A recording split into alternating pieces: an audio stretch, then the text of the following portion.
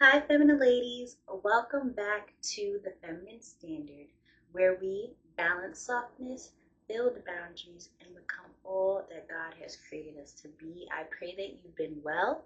Today's video is going to be elevating our etiquette so that we can learn etiquette the easy way, not the embarrassing way. This video will focus on how to respond to probing questions, rude comments, and the anger and wickedness of others while maintaining poise, power, and politeness that ultimately we should be acting and operating in as classy Christian women. Today's video is sponsored by Grace Over Grind so that you can learn all the ways you can reclaim your power, pace, and peace without losing your femininity. This is a book with 10 chapters filled with wisdom that I've learned, from faith to etiquette to femininity to boundary setting, relationships, and love, that will really help you on your femininity journey as well as your refinement. So go into the link in the description of this video as well as on any of my platforms so that you can get the book and leave a comment or respond to one of my comment sections in my website and just let me know your thoughts on the book. I would love for you to get a review to review the book and let me know how the book has blessed you. We are getting testimony after testimony of what this book is doing for women, and I really want you to have the same beautiful, graceful moment of your own. So download that book. Thank you. Sorry, something's going on. So we're going to start on the importance of your responses. Why do our responses matter? Well, they matter because God tells us they matter. All throughout Proverbs and in other scriptures, we see that God is constantly emphasizing the self-control of what we say, because there is power in our tongue. And whether it is to give life or to destroy and cut down, the tongue is a very powerful thing. So we are constantly, as Christians, being raised to a higher standard that God sets for us to be polite, to be poised, to be correct, to be loving and kind. In Proverbs 31, it says that she speaks with the law of kindness. She speaks with the way that is kind. That is something that gets pointed out because it's important. It sets her apart from other women because she's not loose with what she says. She's not uncontrolled. She's not angry and just always having to say, I'm sorry, but I can't hold it. I have to tell the truth. I have to be real. No, she realizes that it's more important to be kind than in that moment to think you're being so real and so raw and just loving people with tough love. The Bible does not tell us to do that. The Bible actually tells us to be kind to others. So much so that we are going to focus on 7 important points for the etiquette of dealing with people, even when they are not so kind to us. So as Christian women, we are called to a higher standard, and I want us to focus firstly on the point of a gentle answer. In Proverbs 15 verse 1, a gentle answer turns away wrath, but a harsh word stirs up anger. Think of the last time when you made an insensitive comment, or even when you had a clap back for somebody who said something petty or rude to you. What did that do? It just kept that argument going because you were right on their tail, right on their heels. Everything that they said, you had some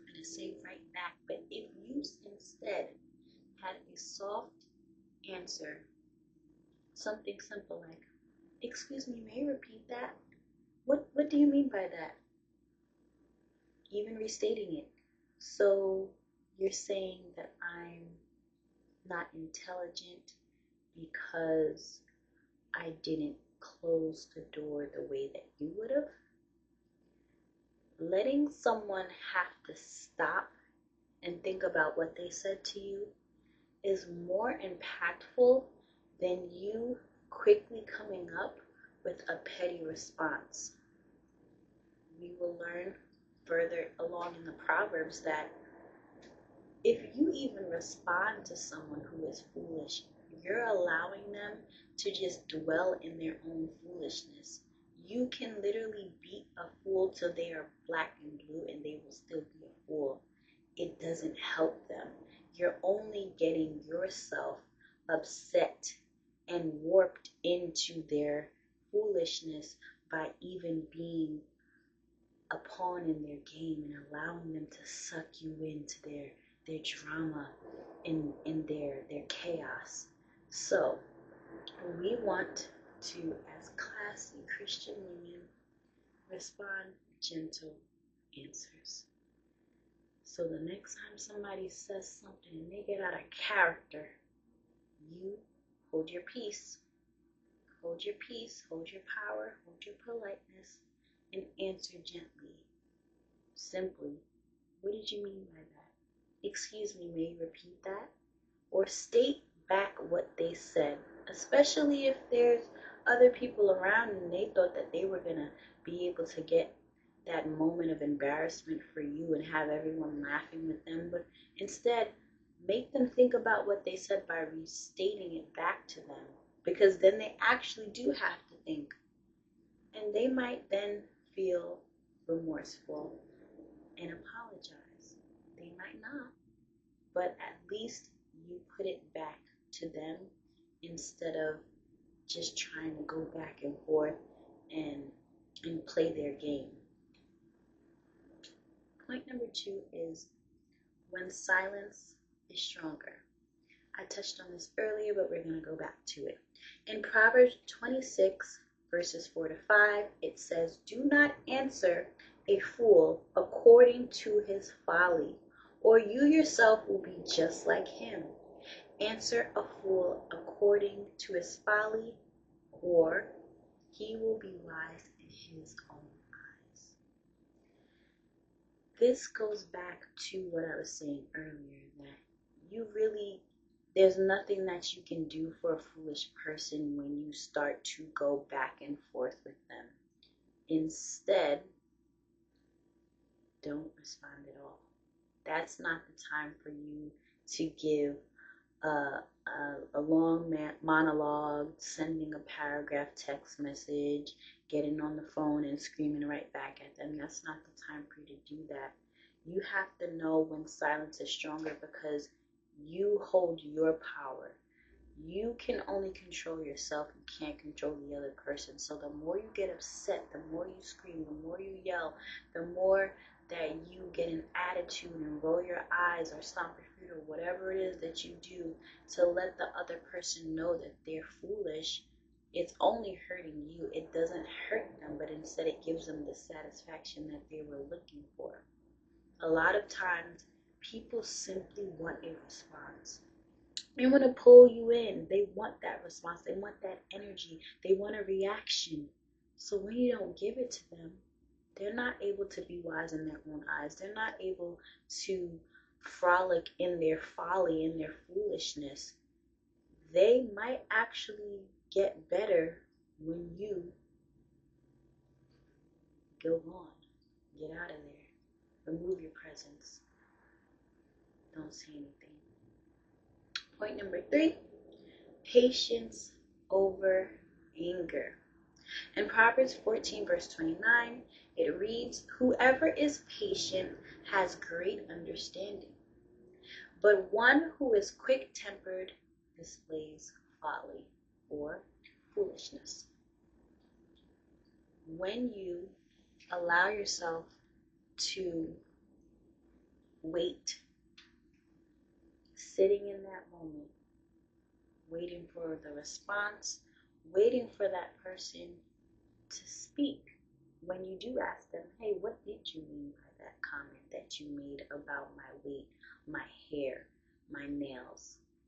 Wait, get the understanding instead of going and getting angry and cursing them out and getting right back in their face and going at them and saying, well, you ain't so fit yourself, instead of going at them.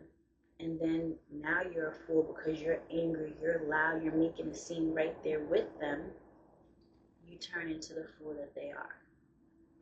But when you're patient instead of angry, you can actually get the understanding, and then you can realize, oh wait, this person is simply being foolish, and I do not have time to get wrapped up in their foolishness. So I heard them, and now I can mark them in my head as someone who goes by the standard of a fool, and I know not to deal with them in that way. I know not to get wrapped up in anything that they say, because I'm choosing God's standard and not the standard of fools. Point number 4 is speak fitly. I have 2 interpretations because I wanted to really drive home the point. In the NIV version, it says, a person, in Proverbs 15, verse 23, a person finds joy giving an apt reply, and how good is a timely word. In the King James Version, it says, a man hath joy by the answer of his mouth, and a word spoken in due season, how good is it? So, my understanding of the text is that a person finds joy in the answer that they give, but that when you hear that word, that was what you needed to hear, it was an on-time word, you know how good that feels. You can think of a time when someone said something to you and you were like, that was just what I was praying for. It was just what I needed. It's good in due season. So when we bridle our tongue, when we speak fitly, we give ourselves the chance to have joy in the words that we say, because we're not speaking as fools. We're not angry. We're not cursing people out. We're not being disrespectful, petty, or rude. But instead, we find joy in the things that we say, because we also have more of a chance to be that person who speaks a word that is right on time for someone else. So speaking fitly, there's an etiquette to it. It is a way that we elevate our etiquette, but it's also a way that we allow ourselves to be used by the Lord. When you're operating in obedience, God can then use you to say that comment to someone who is having a tough day, but you uplifted them and you brought them joy and you gave them a word that was in due season, a word that they needed to hear in that moment. How good is that? You get to be feminine, you get to have politeness, you get to be poised, you get to be pretty, and you get to have a powerful impact on someone else. That's really what this walk is about. So keep that in mind. Point number 5 is don't repay evil. That goes back into a rude comment, someone who's angry with you, someone who is asking you a really probing comment that's none of their business. Do not repay their evil with more evil. Proverbs chapter 20, verse 22 says, don't repay evil with evil. In Proverbs chapter 20, verse 22, it says, say not thou, I will recompense evil, but wait the Lord, and he shall save thee. This means do not in your mind or in your heart plan to repay someone's evil with evil. Do not plan revenge or vengeance, because the Lord will save you. The word tells us that vengeance is the Lord's. So you don't have to worry about repaying someone's evil for evil. God will handle it. You don't get to determine what type of punishment they get. I know you could think of a few things, but that's not your business. Let God handle it, and you stay holy, stay pure, stay righteous, and stay walking upright. Number 6, de-escalate, de-escalate, de-escalate with lightness. In Proverbs chapter 17, verse 22, it says, "A merry heart doeth good like a medicine, but a broken spirit trieth the bones." Meaning, when you have that happy and that joyfulness in your heart, it's like medicine. It's going to be good for your health. But when you are broken in spirit, when you are bitter, that's like drying up your bones. You know what brittle bones act like, feel like, sound like? It's not present. It's not pleasant at all. And you don't want anything to steal your youth or your beauty or your health.